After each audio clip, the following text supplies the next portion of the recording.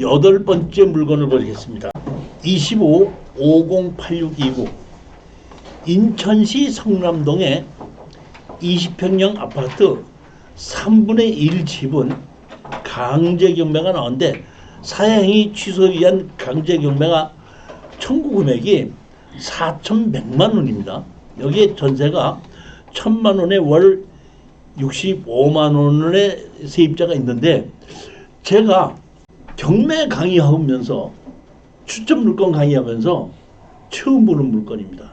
20몇 년 동안 처음 보는 거예요. 뭘 처음 봤냐면 용도 지역이 일종 일반 주거지역의 아파트 건축가 난 게 처음이에요. 원래 아파트는 2종 일반 주거지역에서 건축허가 납니다. 근데 아파트인데 1종 일반 주거지역에서 건축허가 났더라고요. 그래서 이거 옛날에 난 건가 하고 조사를 해봤더니 2001년도에 인천에 있는 1종 주거지역에 아파트를 지은 거 보고 야, 참 어떻게 해서 허가를 내줬는지 저는 아직도 이해가 안 가요. 이 나홀로 아파트입니다. 자, 이게 보시게끔 되면은 6,700이 얼마까지 하라겠죠? 3,200만 원까지 하라 그랬습니다. 이게 지금 3분의 1 지분이 있다 보니까 6,700만 원이 3배라면 한 1억 8천 정도쯤 가는 그런 아파트에 3분의 1 지분이 경매로 나왔는데 여기 보시면 여기 A동, B동이 이렇게 돼 있죠. B동에 302호입니다. 나홀로 아파트에 이게 3층입니다. 이렇게 기역자로 되어 있는 겁니다. 이게 A동, 이쪽이 B동. 여기 어디죠? 서인천 인터체인지 있고 성남역 이렇게 있습니다. 용도 지역을 봤더니 일종 일반 주거 지역이죠. 원래 아파트는 제가 이 토지 이용 계약 확인을 띄워보지 않는데 여기 일종 일반 주거 지역이라고 권리분석에 돼 있길래 진짜 안 가고 봤더니 진짜 일종 일반 주거 지역이에요. 일종 일반 주거 지역 아파트 건축허가 안 납니다. 2종 일반 주거 지역이지 아파트가 납니다. 그러니까 일종 일반 주거 지역에 2종 일반 주거 지역에는 건폐율과 용적률에도 차이가 나지만 지을 수 있는 건물의 종류가 다르기 때문에 1종과 2종에는 땅 자체가 달라질 수밖에 없는데 일종 일반 주거 지역에 건축허가를 아파트로 건축허가 받았다 해서 제가 건축물 관리자하고 자세히 봤습니다. 이게 과연 가능한가 하고 봤더니 여기 보십시오. 언제 있죠? 2001년 4월 9일 신축 사용 승인으로 신규 작성 이렇게 돼 있죠. 그러니까 2001년도에 건축허가를 받은 겁니다. 저는 이해 못 하겠어요. 일종 일반 주거지역의 아파트 이렇게 지어졌다는 것 자체가. 그래서 제가 조례나 뭔가 또 바뀌었나 하고 다 확인해 봤더니 분명히 국토기획 및 이용에 관한 법률에 의해서는 일종 일반 주거에서는 아파트 못 짓는 걸로 되는 걸 확인했어요. 근데도 지어져 있더라는 얘기예요. 그게 좋은 건지 나쁜 건지는 모르겠습니다. 그렇지만 허가는 받지 않았는데 허가를 받았으면 취소는 못합니다. 예를 들어서 허가를 안 해줘야 되는데 이렇게 허가를 해서 예를 들면 뭐 때문에 허가를 안 해줘야 되는데 담당자가 실수해서 허가를 내줬다 이런 얘기예요. 그럼 담당자가 실수해서 허가를 내줬다고 해서 허가 자체를 취소시키진 않아요. 담당자를 문책을 할 뿐이지. 여기 보시게끔 되면 사행위 취소로 누가 갖고 있던 거를 동생인 것 같아요. 보면 73년생이고 71년생이고 이게 보면 오빠를 가지고 오빠한테다 강제로 대의 상속을 시켜놓고 거기에 의해서 3분의 1을 강제 경매를 넣은 겁니다. 근데 강제 경매 청구금이 얼마죠? 4,100만 원이죠. 근데 아까 얼마까지 하라겠죠? 3천 얼마까지 하라겠죠. 주인 입장에서 보면 뭐 이거를 굳이 갚을지 않아도 될 수 있는 게 아닌가 싶은 생각도 들기도 하고 점유자는 뭐로 돼 있죠? 1,000만 원에 월 65만 원인데 뭐로 해놨죠? 확정하고 배당 요구를 했죠. 확정하고 배당 요구를 했다는 얘기는 우리 낙찰자하고는 관계가 없다 이런 뜻입니다. 권리분석에 다만 제가 이거는 추천을 하긴 했지만은 여러분들이 다시 확인해야 되는 것은 이 아파트가 실질적으로 거래가 어떻게 되고 있는지는 이거는 뭐 다른 데서 알 수가 없습니다. 왜? 일반 주거지역의 아파트를 지은 것 자체가 물이 안 되는 건데 거기에 건축 허가를 받은 거기 때문에 감정 가격 어디 국민은행 뭐 어디 있는 데서 감정 가격을 보는 것이 아니라 이건 반드시 실거래 가격을 확인해보고 동네에 가서 혹시 무슨 문제가 있는지를 공인중개사한테 확인해보고 투자를 해야 된다는 겁니다. 9번째 물건입니다. 평택지원 2540316 팽성읍 노아리 단독주택 14분의 4 지분입니다. 제가 평택에 팽성읍의 주택은 잘 추천을 안 하는데 이거는 지분이기 때문에 취하 가능성이 있고 결국은 취하되지 않아도 지분권자가 다시 사야 된다는 생각이 하기 때문에 추천한 겁니다. 팽성이라는 곳은 평택에 미군 부대가 주둔하는 곳 중에 하나고 다른 곳이 평택으로 옮겼을 때에 그 안에 숙소가 없다 보니까 미군들이 인근의 주택을 임대해서 쓰는 바람에 미국에서는 임대비를 1년치를 선불로 줬기 때문에 많은 사람들이 이 평택의 팽성에다가 미군에게 빌려주는 주택을 많이 지었었습니다. 지었는데 그동안 몇 년이 지나면서 미군 부대 안에다가 숙소를 건립을 하는 바람에 외부에 있는 이 미군을 빌려주는 그 숙소가 남아 돌아가고 있습니다. 그러다 보니까 이런 집이 고급 빌라라고 하더라도 고급 주택이라고 하더라도 거래가 잘 안 되고 하락하고 임대도 잘 안 나가고 있는 곳이 팽성이라는 곳인데 거기에 지금 보면은 주택이 14분의 4 1억 3,800이 6,800만 원까지 하락한 강제 경매입니다. 강제 경매 청구 금액은 1,500만 원이에요. 여기 보시면 감정 가격이 토지가 약 1억 정도쯤 되는 걸로인데 지금 그 평택에 있는 공장도 제가 잘 또는 땅 같은 걸 잘 그 추천을 안 하는 이유는 실거래 가격보다 워낙에 높아요. 높게 거래가 됐었기 때문에. 그러다 보니까 지금 잘 거래가 안 되기 때문에 감정평가사들이 예전에 거래됐던 가격을 가지고 감정을 했기 때문에 실거래보다 상당히 높기 때문에 제가 잘 안 하고 있는 건데 지분이기 때문에 이걸 한번 해보자 이런 뜻입니다. 이렇게 이쪽으로도 이쪽으로도 도로가 있는데 이 전면에 이쪽으로 도로를 쓰는 겁니다. 용도 지역은 계획관리지역입니다. 여기 평택시청보다 밑에 있죠 보면 이렇게 깨끗한 집이 이렇게 지어져 있습니다. 로드뷰로 보니까 율로 이렇게 들어가서 이렇게 텃밭도 있고 이렇게 된 집입니다. 권리 분석에 보면은 설정이나 이런 것이 아무것도 없이 강제 경매로 얼마죠? 1,500입니다. 사회행위 취소에 의해서 원래 한 누구가 갖고 있던 거를 사행위 취소를 해가지고 보면 조한한 이렇게 해서 여기에 보면은 상속을 시켜놓고 거기에 대해서 경매를 집어넣기 때문에 제가 보기에 이거는 여기 사시는 분들이 어떻게든지 돈을 마련하든지 해서 이 청구 금액 1,500만 원을 갚는 것이 원칙이죠. 취하시키는 것이 원칙이지 이사를 가고 준비하는 것만 해도 상당히 많이 들기 때문에 이거는 취하시킬 확률이 아주 높다고 보는 겁니다. 이런 경우에는 원래 경매를 아신 분은 공유자 우선 매수로 들어오는 건데 우리가 낙찰을 받았다는 얘기는 공유자 우선 매수가 들어오지 않았다 이런 뜻이죠. 그러니까 공유자 우선 매수 들어오지 않았다는 얘기는 경매에 대해서 잘 모른다 이런 뜻입니다. 이런 경우에는 우리가 낙찰을 받지 않습니까?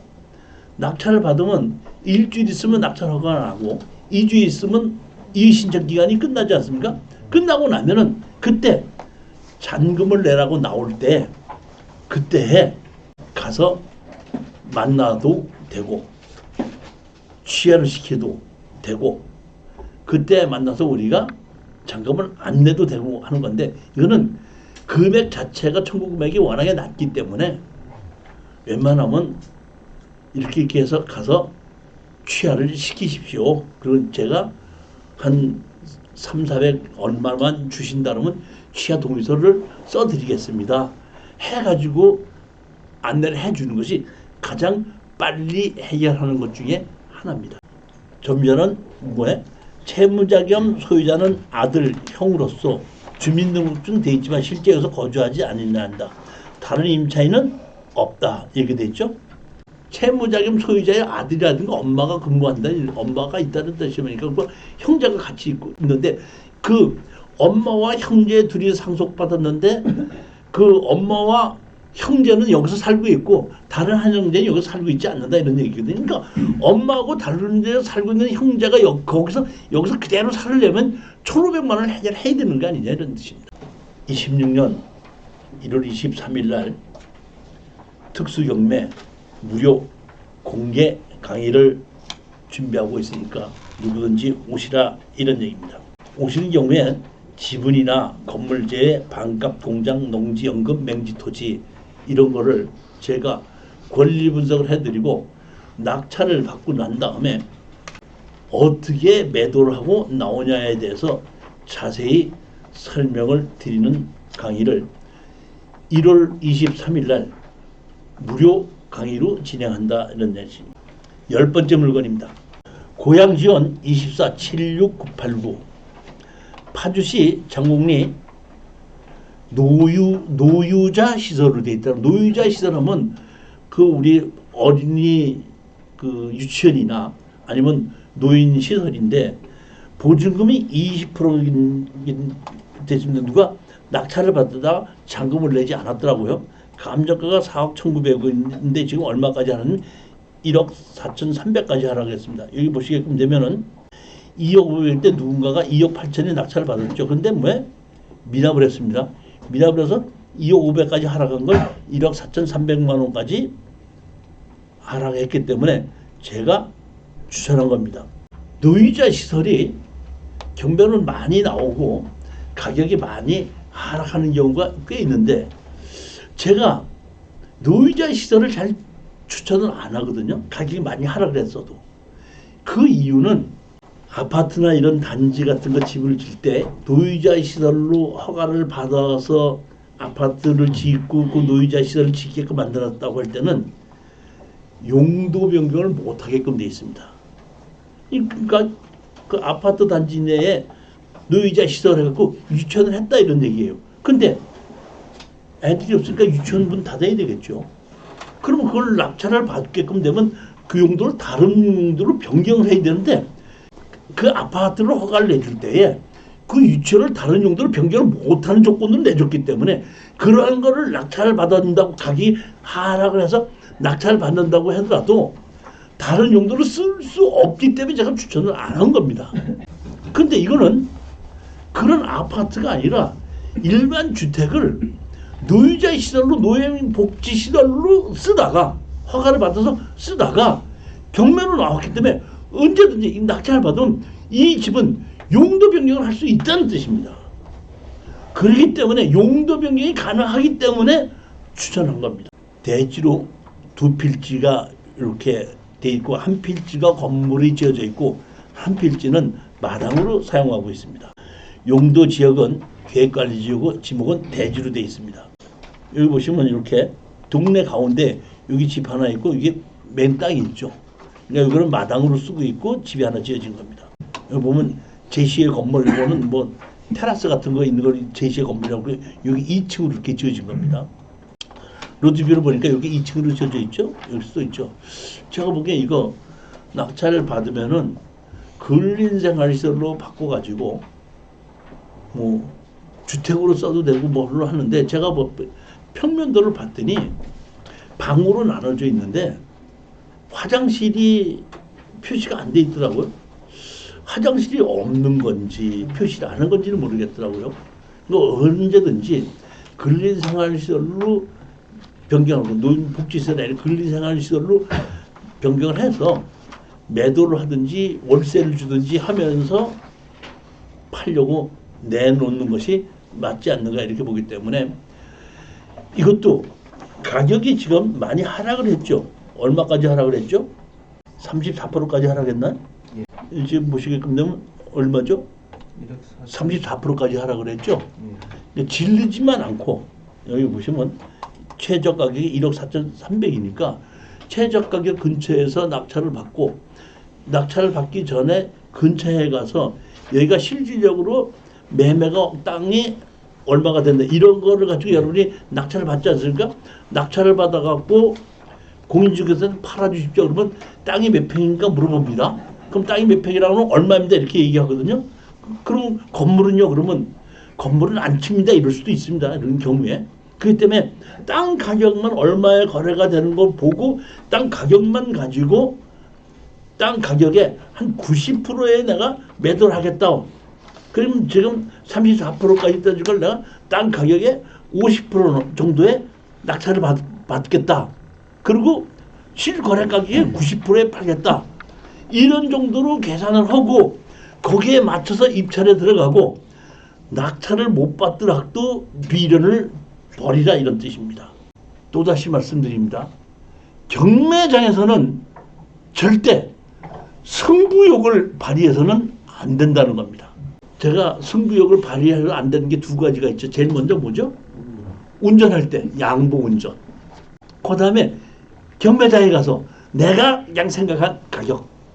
그렇게 두 개는 여러분이 절대 명심하시고 이것도 입찰에 들어가신다고 할 때는 실질적으로 건물을 제외하고 토지만 내가 막 매도를 했을 때 얼마 정도의 매도를 할 수 있겠다는 걸 알고 거기에 90%의 매도를 하겠다는 생각을 하고 거기에 맞춰서 입찰 가격에 들어가라 이런 뜻입니다. 여기 보시면 발코니가 나온 걸 앞으로 이렇게 덧댔죠. 그래서 이게 아까 불법 덧댄 걸 그걸 가지고 제시회라고 나온 겁니다. 건축물 관리장에 뭘로 나와 있죠? 여기 보면 뭐죠? 노이자 보육 시설이 이렇게 돼 있죠.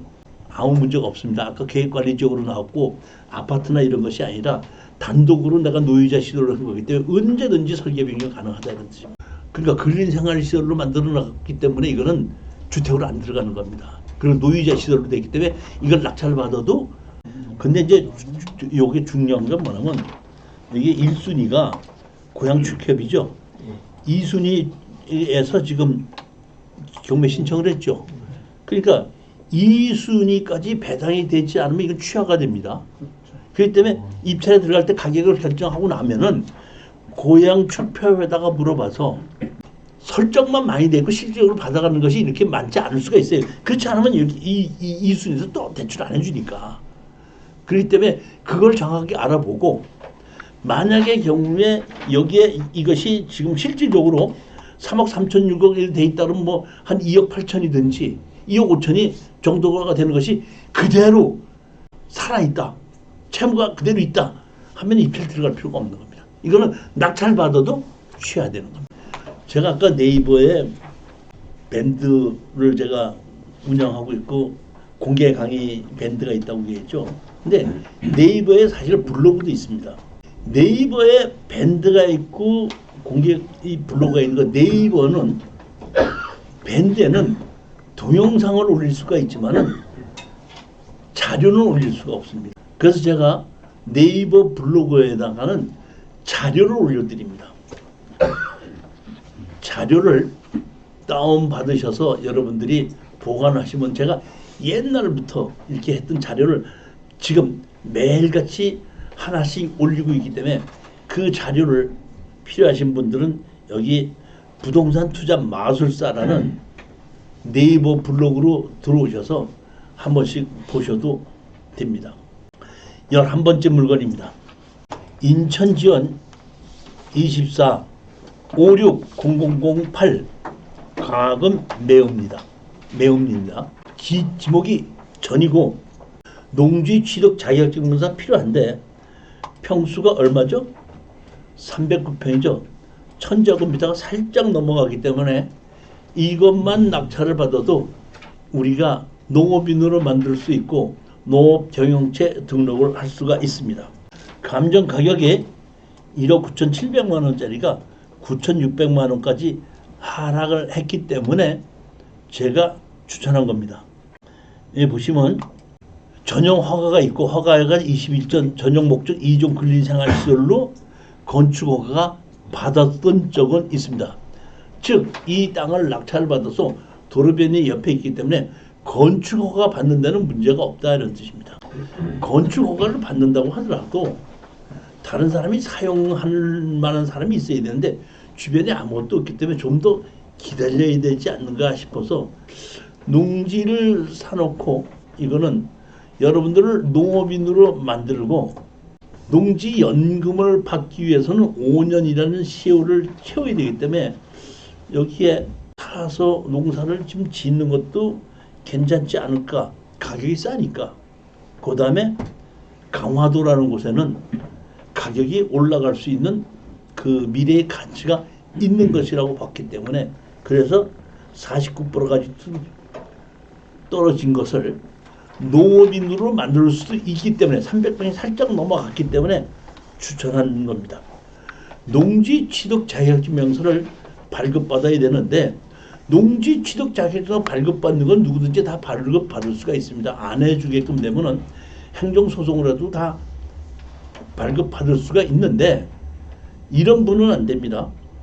이미 농지를 갖고 계신데 농지를 내가 농사를 짓지 않고 다른 사람한테 빌려줄 수도 있죠. 지금은 농지를 취득했을 때는 누가 얼마든지 농사를 짓는 걸 다 조사를 하게끔 되어 있습니다. 무슨 농사를 누가 짓는 거를. 농지연부가 농지대장으로 됐지 않습니까? 그러니까 예전에 농지연부는 누가 소유하고 있다는 거가 중요했었는데 지금은 농지를 누가 어떤 식으로 쓰고 있느냐예요. 그 때문에 주인은 철수인데 영희가 농사를 짓고 있다는 것도 다 나타나게끔 돼 있다는 얘기입니다. 그러면 내가 그렇게 다른 사람에게 빌려줘서 농사를 짓고 있는데 농지 취득 자격증 면서를 띄러가면은 지금 전산이 다 돼 있어 갖고 아저씨는 어디 농지를 갖고 계신데 농사 안 짓고 누구한테 빌려주고 있네요. 예. 그럼 우리 농지 취득 자격증서 띄려면 내가 영농 계획서라는 걸 제출해야 되죠. 그러면 자기가 갖고 있는 농지도 농사를 안 짓고 다른 사람 빌려줬죠. 그런데 새로 내가 이걸 농사를 짓겠다 그러면 담당자가 당신은 당신 갖고 있는 것도 농사를 안 짓고 빌려줬으면서 이 당신이 이렇게 이 영농계획서 농사를 짓겠다는 걸 내가 믿을 수가 없다. 그러니까 당신은 농지증을 해줄 수 없다 하면은 그건 담당자의 주관이기 때문에 이길 수 없다는 겁니다. 그렇지만 않으면은 그런 것이 없을 때는 거리에 관계없이 농지증 발급받는 데는 문제가 없습니다. 제가 3월 달에는 농지를 가지고 특강을 한번 하려고 하는데 그 특강이 담당자가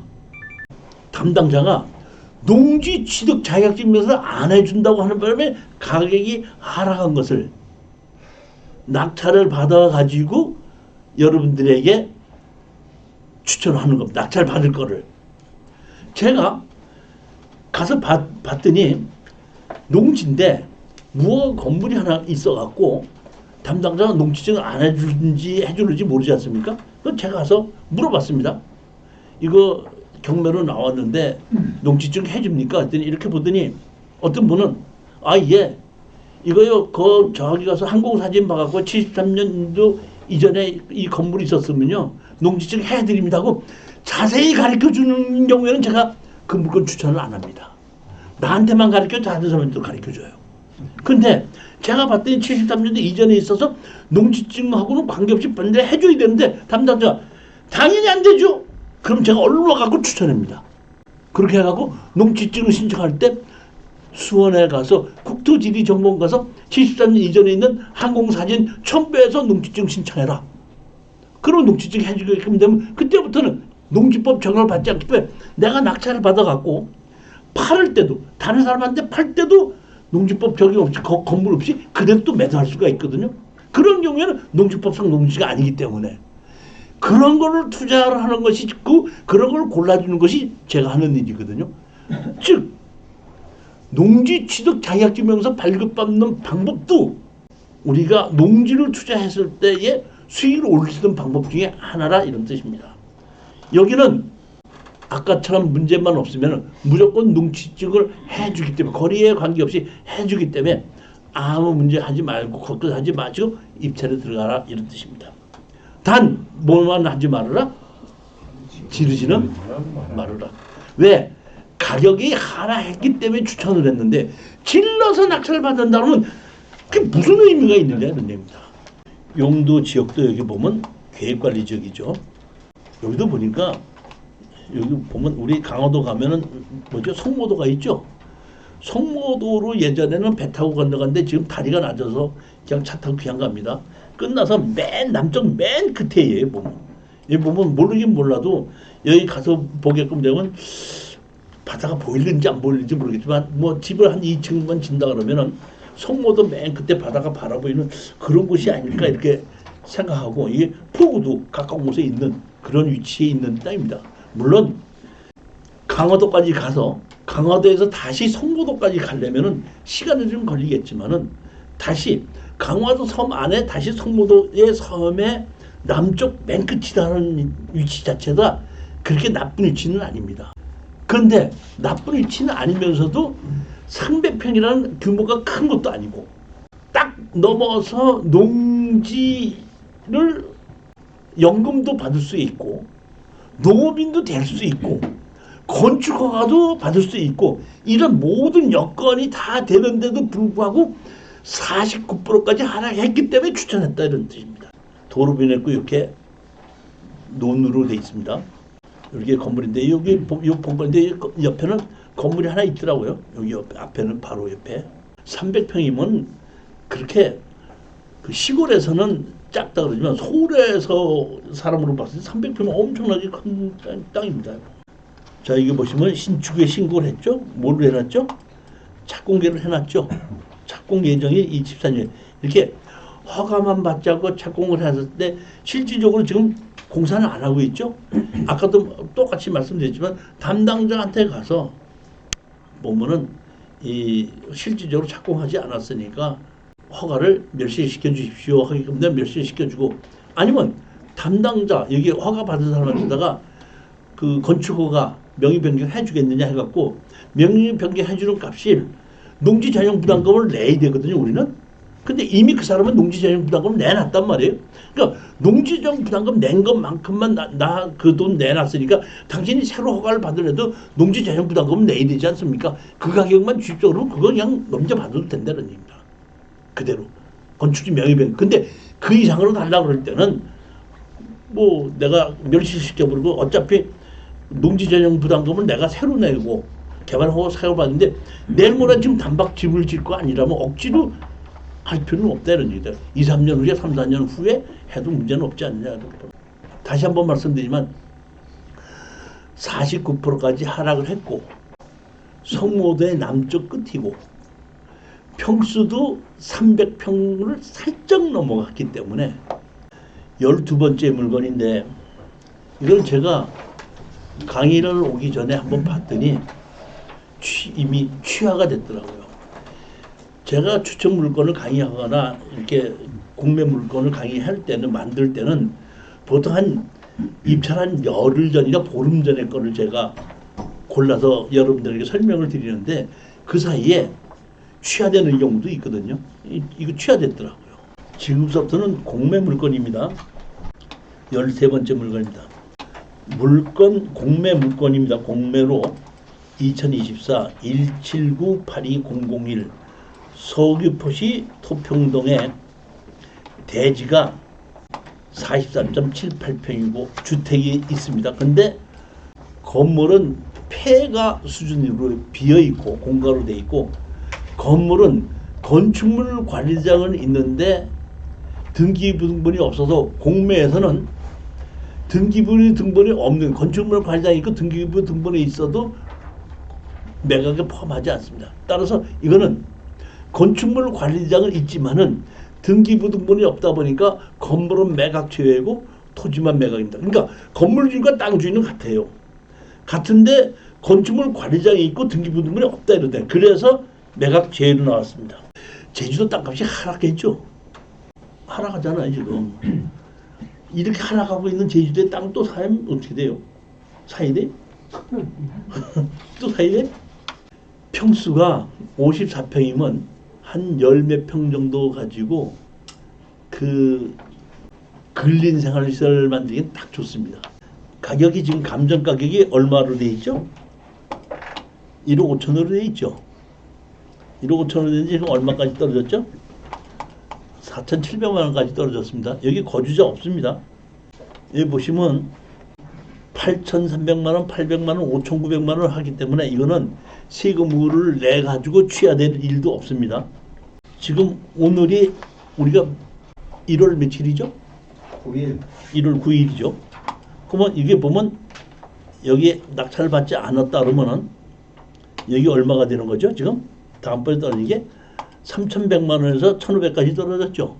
그리고 3,100에서 1,500까지 떨어졌는데도 낙찰을 못 받으면 이거 취해야 됩니다. 다시. 제가 보기에는 3,100만 원에서 1,500만 원까지 그냥 봤을 때 떨어졌다 그러면 투자해 보십시오. 괜찮아요. 47평이지만은 위치가 도로변 옆에 있고 작지 않고 조그만 한 15평 정도짜리 근린 생활시설로 허가를 받아서 땅 만들어 놓고 나면은 얼마든지 매도하는데 아무 문제 없습니다. 얼마까지 하라고 하면 1,500에서 여기 얼마까지죠? 3,100만 원이죠. 저 같으면은 저라면은 이걸 욕심을 내는 것이 아니라 가격이 떨어졌기 때문에 산다 하기 때문에 한 1,500까지 떨어졌을 때 한 1,700, 800 정도에 사가지고 제일 먼저 이걸 해야 되니 뭐면 아까 건축물 과정이 있다 그랬죠. 왜냐하면 이게 폐가 수준이기 때문에 이 건물을 철거하는데 돈이 들어가요. 한 500에서 1,000만 원 들어간다고 보면 이 철거하는데.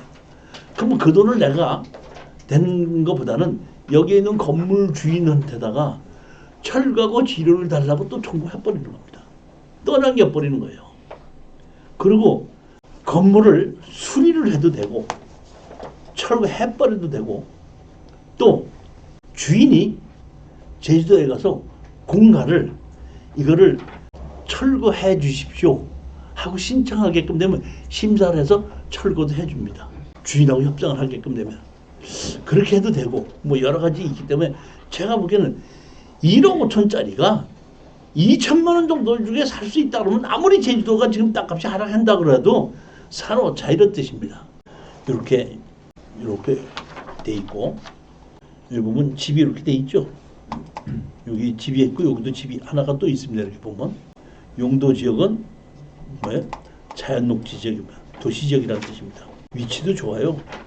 여기인데 여기 뭐 서귀포시에서 이렇게 있는 곳이죠. 남쪽입니다.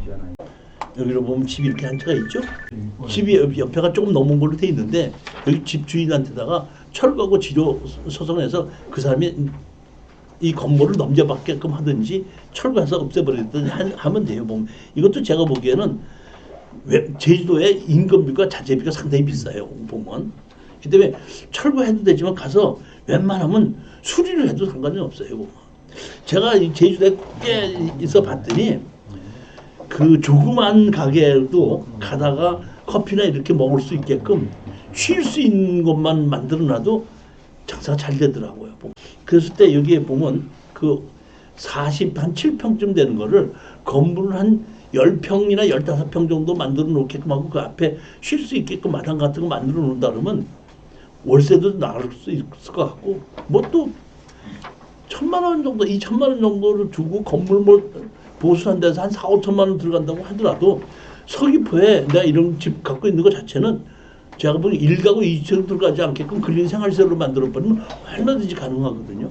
제일 먼저 여러분들이 아셔야 될 것은 주택으로 만들지 않는다는 얘기. 누구든지 1가구 2주택에 대한 아주 그 뭔가 사는 사람들이 문제가 있기 때문에 무조건 주택으로 써더라도 근생으로 바꿔놓는 거예요. 허가 자체는. 그런 의미에서 한번 추천한 겁니다. 그러니까 한 1,000원몇까지 마지막까지 떨어지면 그때 가서 적당한 가격을 한번 입찰을 해보라 이러지. 이거는 제가 보기에는 그 제주도까지 가볼 필요는 없어요. 낙찰 받으면 가는 겁니다. 대문도 이렇게 만들어져 있더라고요. 건축물 과정이 있죠. 땅 주인하고 같아요. 보면 이렇게 보면 누구가 있습니다. 뭐. 건축물 관리장이 여기 보시면 점유자 미상이 제시의 건물 주택 소지하나 거주 없이 방치 중 공가로 조사됨. 소유자 미상이 분명한 김이 제시의 건물 소지함. 이렇게 돼 있죠. 모두 있다고요? 분명 있으면 어떡하죠? 김대중 정부에서 분명 기지권 인정하더라도 지료를 내게끔 만들어 놨지 않습니까? 그리고 주인이 없을 때는 얼마든지 철거할 수 있거든요. 그러니까 그러한 것에 대한 것은 아무 문제가 없기 때문에 가격이 이런 문제 때문에 가격이 하락할수록 우리한테 투자하는 사람들이 유리한 거예요. 해결할 수 없을 때 가격이 떨어지는 거와 해결할 수 있는데 가격이 떨어지는 건 우리한테 훨씬 더 유리하기 때문에 느긋하게 기다렸다 가격이 최대로 하락했을 때 한번 입찰에 들어가 보자 이런 얘기죠. 제가 먼저 달에 추천했던 건 천안이나 여주에는 건물이 멀쩡한 건물인데 건물 매각 제외로 나오고 건물 주인하고 딸렸기 때문에 건물 주인 보고 철거하고 지료 내놓으라고 얘기하게끔 되면은 아무 문제 없고 그 건축물 관장이 있는 경우에는 건물만 따로 그 지료 갖고 건물만 따로 경매로 집어넣어도 되기 때문에 그러한 좋은 건물이 있을 때는 건물 주인이 토지 낙찰자와 협상을 할 수밖에 없어요. 안 할 수가 없어요. 시간이 빨리 하느냐 조금 늦게 하느냐의 차이는 있을 수 있겠지만은 협상은 어떤 사람이 이기죠? 협상을 할 때는 어떤 사람이 이겨요? 느긋한 사람이 이기는 겁니다. 그러니까 협상을 하려고 막 애를 태우지 말라 이런 얘기예요. 그러니까 우리가 지분이나 뭐로 낙찰을 받았기 때문에 우리 수강생들은 갖고 가다 돈을 빨리 벌려고 빨리 내가 협상하려고 하고 막 가서 물어보고 협상 안 하려면 이렇게 하는데 협상을 하려면은 느긋해야 돼. 안 한다고 표시를 해야지 협상이 되는 거예요. 느긋한 마음을 가지고 느긋하게 그런 점인데 제가 공매로 이렇게 건물 매각 제외 이런 것이 나오게끔 되면 제가 추천해요. 지금 다음 것도 하나 있습니다. 보면 네이버 밴드에 가입하라는 거고 여기 보면 네이버 블로그에도 가입을 하라 이런 뜻. 14번째 물건입니다. 공매 물건 2024 12579-004 욕지면 동향리. 욕지도가 얼마나 통영에서 배 타고 들어간지 거기가 완전히 관광지가 됐더라고요. 이제는 거기에 건물과 토지가 다 합쳐서 공매로 나왔더라고요. 여기에 바다가 내려오다 보이는 아주 좋은 위치고 건물이 썩 잘 지은 건물은 아니지만은 펜션으로 쓰기에는 아무 문제가 없는 그러한 건물이 토지가 같이 공매로 나온 겁니다. 대지가 506제곱미터고 건물이 97.83이면 약 30평이고 180평 정도쯤 되는 것 같습니다. 감정 가격이 얼마였었죠? 이게 1억 1,700만 원. 소형 차량들의 접근을 용이하며 일발 철골 구조 판넬 지붕 단층 건물. 지금 1억 6,700까지가 지금 얼마까지 하라 그랬죠? 1억까지 하라 그랬는데 제가 판단하기에는 한 5천만 원에서 6,600만 원 이 정도 하락을 했을 때에 입찰에 한번 들어가 보시는 게 어떤가 생각에 추천을 한 겁니다. 토지와 건물을 전부 다로. 우리 이사장님 욕지도 가보셨어요? 그럼 뭐 마산에서 욕지도도 안 가봐요? 통영 가면 금방 가는데? 통은 안 갑니다. 그래 마산에서도 통영 안 가봐요? 마산에서 통영 가는 거 1시간밖에 안 걸리잖아요. 저는 마산에서 있을 때 통영 자주 갔었는데 욕지도는 못 가봤는데 욕지도 갔다 온 사람들이 하는 얘기는 거기가 완전 관광지로 돼 있어가지고 그 에어비앤비나 뭐 이런데 해놓으면은 그 펜션이 아주 잘 나간다고 그러더라고요. 여기가 우리는 323-3번지 여기 한 필지입니다. 여기는 이거는 감정평가인데 이거는 매각 제외고 여기 범면 부분이었다니까 여기가 경사가 졌다 이런 뜻입니다. 여기 도로 있다 이런 얘기입니다. 우리 요 땅만 낙찰을 받고 여기 뭐 도로로 의해서 이렇게 경사진대로서 도로는 접해 있습니다. 용도 지역은 계획관리지역으로 되어 있습니다. 여기 바닷가가 있죠. 이렇게 욕지면 바닷가에 있는데 이게 언덕 위에 있는 여기 집이거든요. 여기. 그러니까 그 조망권은 상당히 좋을 것 같아요. 조망권은 상당히 좋지만 바닷가까지 걸어서 내려오기는 조금 힘들 것 같아요. 경사도 많이 좁고 거리가 그렇게 쉽지는 않습니다. 그러니까 조망권만 있다는 얘기고 바닷가까지 가려면 차 타고 내려가야 될 것이다. 저는 그렇게 보는 겁니다. 여기 보시면 이렇게 욕지도 여기 보면 요 끝에 있는 여기거든요. 근데 여기 보면 포구는 이쪽 산 넘어서 이쪽에 큰 포구가 있고 이쪽에는 아주 작죠. 여기 보시게끔 되면 뭐가 있죠? 뭐 욕지도 제2 출렁다리, 욕지도 제1 출렁다리, 욕지도 제3 출렁다리 갖고 이쪽이 아니고 이쪽으로 돌아서 이렇게 쭉 가게 됐을 때 여기 완전히 관광지인 것 같아요. 관광지니까 뭐 저건 살아 이런 얘기가 아니라 2억짜리가 5천까지 떨어지니까 살아 이런 뜻이에요. 떨어졌을 때 살아는 얘기예요. 다시 한번 말씀드리지만 막 이게 좋아서 살아는 얘기가 아니라 떨어지면은 낙찰을 받아라 이런 뜻입니다. 그러니까 여러분들이 그 컴퓨터에 저장을 해놓고 날짜가 돼서 한번 떨어진다 이렇게 한번 보고 떨어졌다?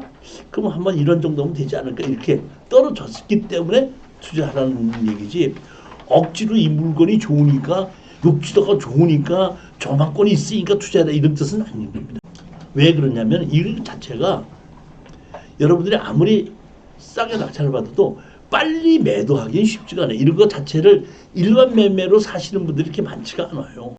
그렇기 때문에 이런 것은 워낙에 싸게 매도를 하게끔 되고 만약에 경우에 이런 거를 낙찰을 받는다고 그랬을 때 내가 팔고 싶다 그럴 때는 통영에서 파는 것이 아니라 강남 압구정동 아파트 공인중개사하고 술 한잔 먹으면서 바닷가가 이렇게 보이는 게 있는데 감정가가 한 2억 얼마쯤 되는 건데 한 5천에 낙찰을 받았으니까 8천만 원 정도만 나 주고 나머지는 당신 가져 하게끔 되면 그 압구정도에 있는 거기 공인중개사가 몇십억을 가지고 움직이는 여자들이 바닷가 섬에 있는 뭐 그러네? 알았어. 그 1억이라고 하는데 하나 사둘게 할 수 있을 때 그렇게 팔아야 되는 거지.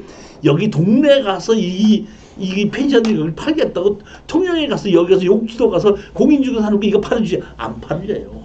그렇기 때문에 제가 반가격으로 낙찰을 해도 안 된다 이런 뜻이거든요.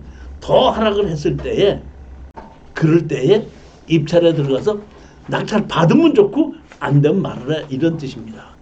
정확히 이해를 하셔야 되는 겁니다. 이거 여기 통영에서 배 타고 들어가야 되는 겁니다. 욕지도 이렇게 집을 보시면은 집이 생겼는데 집 설계가 가장 어려운 것이 주택이에요. 주택을 잘 질 수 있는 사람은 다른 건물도 잘 져요. 제가 이렇게 보게끔 되면은 누가 어떻게 설계를 했는지 몰라도 이 집은 어떻게 졌는지 몰라도 설계가 그렇게 썩 잘 된 것 같지는 않은 느낌이 드는 그런 집이에요. 그렇게 아주 건물을 잘 짓는 사람이 아니라 이거는 초보자들이 진 집이 아닌가 그런 느낌이 드는 그런 집입니다. 진입도로까지 이렇게 넓게 다 돼 있죠. 여기서 아마 바라보는 조망권은 상당히 좋을 것 같아요. 여기에 욕지도에 조망권이 좋다고 팔리지 않습니다. 욕지도에 사는 사람이 이거 안 삽니다. 이 집 조망권 좋다고 욕지도에 사는 사람이 안 삽니다. 건축물 관리 대장은 여기 뭘로 돼 있죠? 단독주택으로 돼 있죠.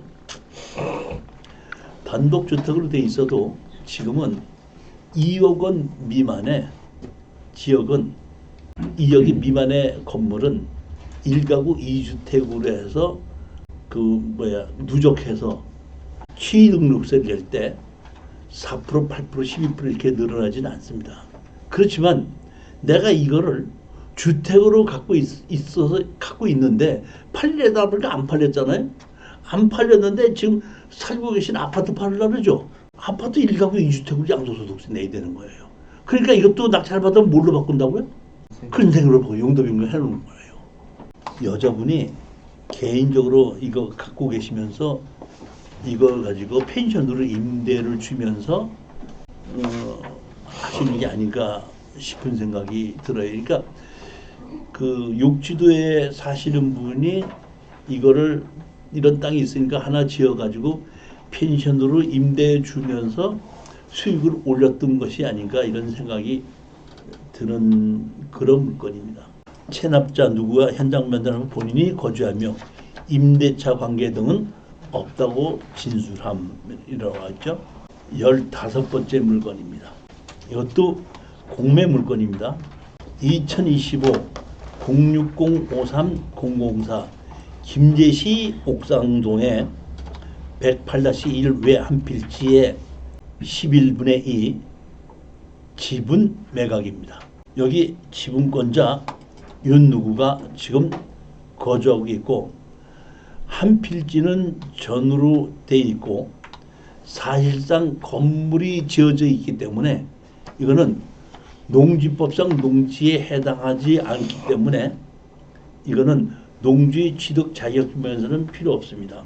만약에 여러분들이 이거를 낙찰 받으신다 그러면은 건축물 관리대장을 가지고 김제시청에 가서 지목 변경 신청을 하셔서 농지를 대지로 바꿔놓는 것이 맞습니다. 원래는 건축 허가를 받지 않습니까?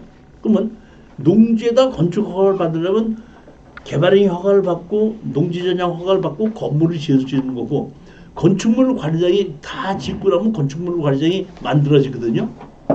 그러면 건축물 관리대장을 가지고 지적과에 가서 지목 변경 신청을 해야지 지목이 대지로 바뀌는 겁니다. 그런데 이 사람이 개발행위 허가 받고 농지 전용 허가 받고 건축 허가 받아서 준공이 나서 건축물 관리장은 만들어졌는데 맨 마지막에 건축물 관리장을 가지고 지적과에 가서 지목 변경 신청을 안 했기 때문에 이것이 예전 지목 그대로 있는 겁니다. 지적법에 보면은 토지주가 지목 변경을 신청해야 한다 이렇게 돼 있지 담당 공무원이 건물이 지어져 있다고 해서 자기 마음대로 지목 변경을 할 수가 있지 않습니다. 법이 그렇게 돼 있습니다. 반드시 신청하게끔 돼 있는데 가끔 가다가 담당자들이 이걸 가지고 건축 허가를 받은 걸 가지고 지적과에 지목 변경 신청하러 가면은 어떤 그 담당자는 이렇게 보더니 이거 농지 전용 부담금 내십시오 이렇게 할 수가 있습니다. 농지 전용 부담금 언제 내는 거죠? 건물 짓기 전에 농지를 전용을 받아야지 건축허가 나지 않습니까? 그러니까 건물을 짓기 전에 농지 전용 부담금을 그때 내는 겁니다. 지목 변경할 때 내는 게 아닙니다. 그러면 예를 들어서 담당자가 내가 이거 지목 변경을 신청하러 갔어. 그랬더니 담당자가 뭐라고 해? 농지 전용 부담금 내세요 그러죠. 그러면 부당한 것을 요구하는 거거든요. 담당 공무원이 부당한 것을 요구하는 것을 일부러 그러진 않고 경험이 많지 않은 담당자들은 그렇게 말할 수가 있다는 뜻입니다.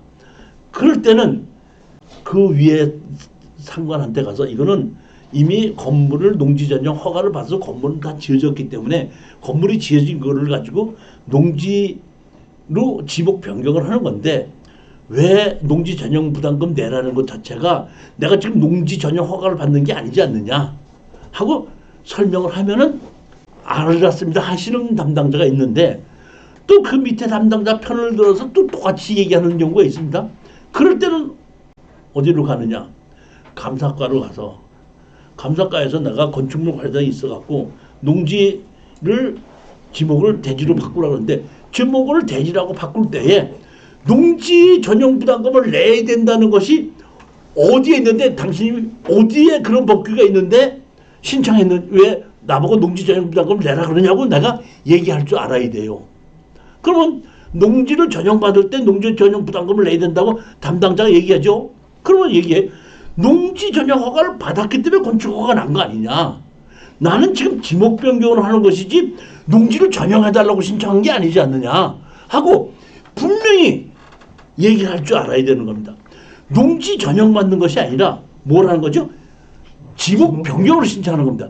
지목 변경을 신청하는 걸 갖고 농지 전용 부담금을 내라는 경우가 제가 우리 수강생들 중에서 이런 걸 낙찰 받아서 가서 지목 변경을 신청해라 그러면 10명 중에서 1명이나 2명은 교수님 농지 전용 부담금 내라 그러는데 하고 나한테 연락 오시는 분 있어요.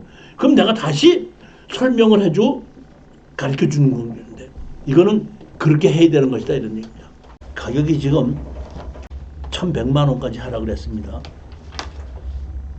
여기 지분이죠? 몇 분이죠? 11분의 2 지분이면 약 5분의 1 지분입니다. 1200까지인데 지금 얼마까지 1000만 원까지 하락을 했는데 제가 보기에는 700이나 한 600만 원까지 하락을 했을 때에 입찰에 들어가면 어떨까 이런 생각이 들어가는 겁니다. 여기 땅이 이렇게 있고 길쭉하게 돼 있습니다. 이렇게 이 108-4번지 땅은 이 땅을 이렇게 어떻게 좀 분할을 해서 사야지 이렇게 대지가 나올 텐데 하여튼 그런 생각이 드는데 여기 보면 일종 일반 주거지역이 여기 몇 대면 자연 녹지 지역으로 돼 있더라고요. 이렇게 집이 이렇게 돼 있습니다. 이렇게 땅이 이렇게 용도 지역은 반은 자연 녹지 지역이고 반은 일종 일반 주거 지역입니다. 건물은 지어져 있기 때문에 우리가 이것이 땅이 일종 일반 주거 지역 법규 적용을 받느냐 자연 녹지 지역 법규 적용을 받느냐는 크게 따질 필요는 없습니다. 집이 이런 집이 있습니다. 여기 대로변 옆에 이렇게 집이 있고 여기 길쭉한 옆에는 여기 뭐대 보면 뭐해? 창고 같은 게 젖어 있죠. 이 창고 같은 거 왜 짓은 것 같아요? 창고 왜 지었죠? 농사 짓는 사람이 길 가는 사람에다가 뭐 포도든지 뭐 이런 거 팔을 때 이렇게 만들어 놓은 거 아닙니까? 이거 보면. 근데 여기서 이렇게 살고 있다 이런 뜻입니다. 여기 노인네들이. 여기 보면 윤 누구하고 정정하고 보면 했는데 여기 보면 김제시 효자로 47 보면 여기에 공매 공고로 이렇게 됐는데 여기 보시면 공매가 얼마 갔냐면 2억 1,700에 의해서 시작이 됐죠. 그러니까 이거는 취하될 일이 없다는 얘기입니다. 아까 제가 강제경매인 경우에는 취하를 시키면 낙찰을 받거나 취하 동의서를 제출해야 되지만 공매는 그런 것이 없거든요. 그냥 갚아버리면 취하되면 낙찰 받았다가도 취하됐으면 끝입니다. 그냥. 그렇기 때문에 이렇게 금액이 많기 때문에 이거는 취하될 일은 없다고 보는 겁니다. 본권 방문 시 윤누씨 이게 모친이죠. 대면에 맨날 본권이 본인이 점유하고 그러니까 자식들하고 같이 상속을 했지만은 모친이 거주하고 있다는 뜻입니다. 자 그러면 아까 몇 명이 거주했었죠? 몇 명이 있었죠? 여기 보면 이렇게 여러분 있죠? 보면 정남임, 정지우가 이렇게 두 개 있고 종운주가 있다는 얘기는 이 11분의 2조 있다는 얘기는 이 사람이 주인으로 하고 있다는 뜻이죠. 보면 그러면 우리는 만약에 이 경우에 이것이 협상을 안 하게끔 되면은 우리는 다 팔아서 나누자고 그러죠. 다 팔아서 나누자고 해야 되지 않습니까? 그럼 여기에 거주하고 있는 사람이 누구죠? 윤 누구죠? 48년생입니다. 윤 누구죠? 그럼 내가 다 팔아서 나누자 그러면 윤 이 모친은 이 집에 가요? 이 집에 가요? 이 집에 가요? 누구네 집에 가야 돼요? 그러면 자식들이나 며느들이 축환영하고 기다리고 있습니까? 제가 이런 경우에 낙찰을 받아서 협상을 하자 했더니 협상을 안 하더라고 바로 제가 공유물 분할 청구 소송을 냈더니 대부분 며느리한테서 전화가 와요. 며느리한테서. 왜냐하면 소장이 그 지분권자한테 다 가거든요. 그러니까 지분권 그 소장 법원에서 소장이 날라오니까 그 이제 며느리가 이게 뭐냐고 물어보는 거 아니에요. 전문가한테 물어볼 거 아니에요. 그럼 법무사나 변호사가 아 이게 모친이 살고 있는데 누가 빚을 져갖고 다 팔아서 나누자고 하는 겁니다. 그럼 다 팔아서 나누게끔 되면 당신은 얼마 배당 받을 수 있습니다. 그렇게 얘기했는데 그래요? 그러면서 배당 한 1,몇백만 원 받는 게 좋아요? 시어머니가 모시고 오는 게 급해요. 그러니까 대부분 놀래가지고 그럼 이거를 그 시어머니가 이 집에서 돌아가실 때까지 어떻게 하면 됩니까? 그러면 아니 그러면 이 지분을 사서 갖고 있다가 취하를 시키고 돌아가시면 그때 가서 팔으면 그때 가서 그 돈 다 없어지는 게 아니에요. 사는 거지. 그 때문에 제가 딱 소송을 해놓고 나면 법무사한테서 소송을 하고 나면 법무사한테서 전화가 와요. 교수님 저기 그 지분권자 누구한테서 연락이 왔는데 전화번호를 가르쳐달라고 연락이 왔는데요. 제가 가르쳐준다고 못하고 해놓고요. 전화번호를 가르쳐주시면 전화한다고 해놨는데 누구누구랍니다. 하고 얘기를 해. 지분권자 누구누구라고 합니다. 하면 대부분 번호는 며느리야. 그 내가 전화를 하면은 그러냐고 했는데 얼마 정도면 좀 매매 하시겠습니까? 물어보면 그냥 얘기해요. 감정가 정도만 주신다면 매매할게요. 뭐 알았어요. 그러면 언제 계약하시려고? 바로 계약해요. 그러니까 감정 가격보다 더 많이 달라고 하면은 조금 주춤거리지만은 감정가대로 한다면 자기가 샀다가 언제든지 모친이 돌아가시든지 시어머니가 돌아가시든지 요양병원에 가면 그거는 얼마든지 팔면서 재가격을 다시 회수할 수가 있잖아요. 그러니까 감정가만 주세요. 그러면 알았어요. 언제 계약하실까요? 고 그냥 바로 계약하자고 그래요. 대부분이 그렇다는 뜻입니다. 물론 그렇지 않을 수도 있겠지만은 제 경험에 의하면은 그렇더라 이러지. 그래서 제가 이렇게 보는 건데 이런 경우에 뭐냐면 지분권자들이 어디에 사나 아파트에 사는가 아들인가 딸인가 큰아들인가 뭐 이렇게 있는 걸 몇 개를 이렇게 보게끔 되면 제가 보면 조금 그 지분권자 자식들 중에서 조금 고급 아파트에 거주한다 그러면 낙찰받아서 소송하면은 거의 지분권자 사겠다고 연락이 옵니다. 이것도 그런 의미에서 제가 봤을 때는 한 1,000만 원 미만 정도를 투자를 하고 몇백만 원 정도를 쉽게 할 수 있을 거라고 생각을 한 겁니다.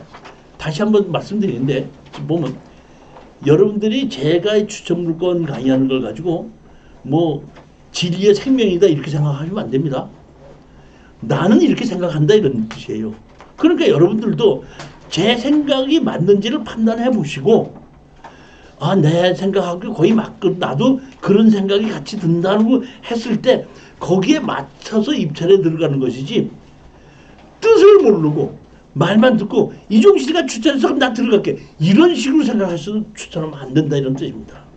자, 오늘은 여기까지 강의를 하고 다음 23일 날에는 무료 공개 강의를 하다 보니까 주변에 아시는 분들하고 같이 오시게끔 하고 지금처럼 자리가 그렇게 많지가 않아요. 자리가 비는 것이 한 5자리밖에 안 되거든요.